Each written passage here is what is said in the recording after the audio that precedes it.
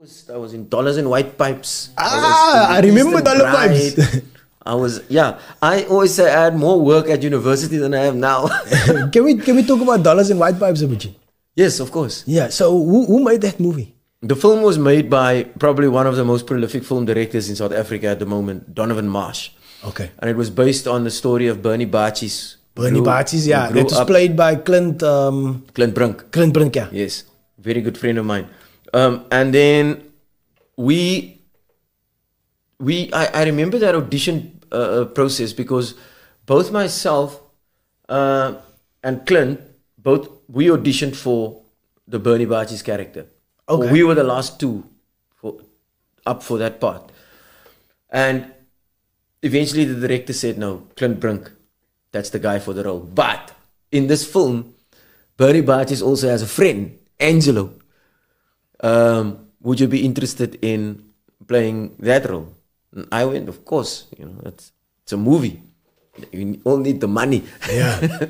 So we started that process, and it was, in my opinion, quite revolutionary for the Cape Colored audience. Yeah. Because it's the first time I think that a story like that was set in a place like Hanover Park.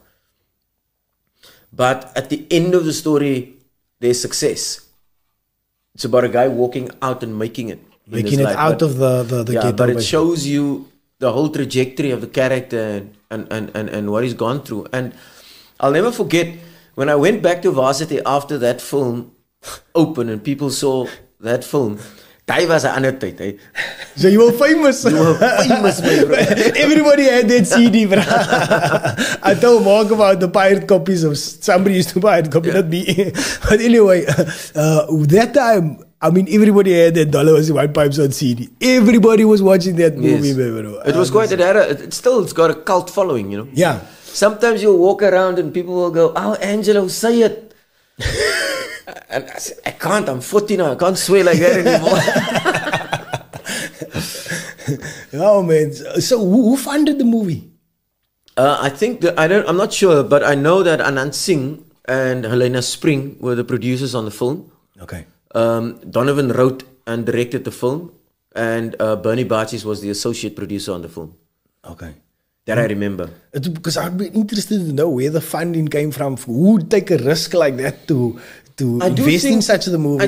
Or was it a very tiny budget? No, I think what's the name? Mnet. I think Mnet was a partner in the film. I know that Anand Singh at that point is still probably one of the biggest producers in the country. I'm not sure if he produces anymore. But those guys knew what they were doing. Okay. So probably if they would, as any producer would, you try to eliminate as much risk before you go into production. Yeah. Before you make the decision to invest in a film or TV series or play, whatever it is, everything comes with risk, and it's the risk. But how do you manage risk?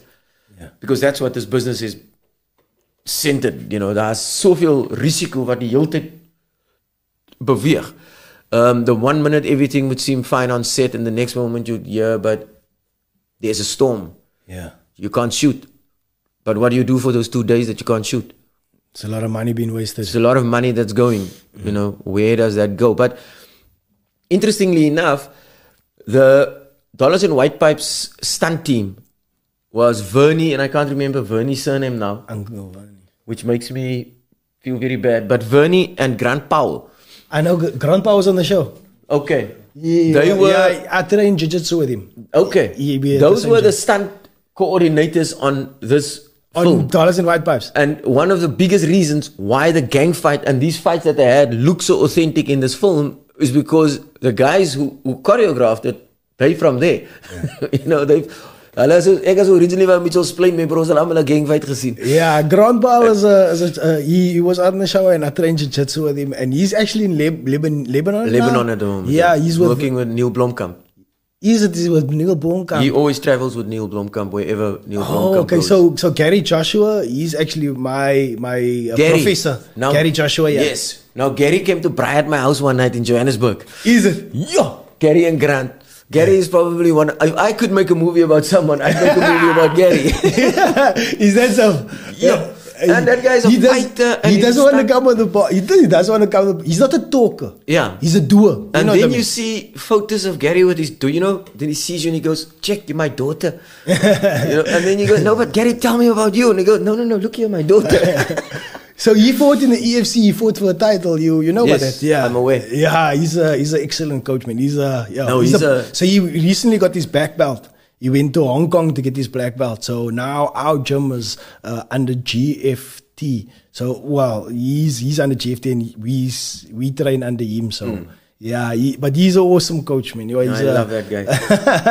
That was interesting. So they doing stuff in Lebanon now, and like this is where they. So what you're saying is, or what I'm picking up is that a lot of people that came from this humble beginnings, from this movie and the start, they grew and now they're doing awesome things. Christian Bennett, Maurice Page, Brendan Daniels was in this film. There's so many of us that was in this film, and it was a lot of guys' first time that they were in a film. And today, Brendan Daniels is all over the place. We just finished a film with a series with Natalie Dormer, the girl from the Tudors and Game of Thrones. He's the face of Unseen on the Netflix poster. The same with Maurice and people like Christian Bennett, who's on Arends Vlei, Maurice on Zuid-Ooster. And there's so many names in this film. That you can just go on and on about. Yeah.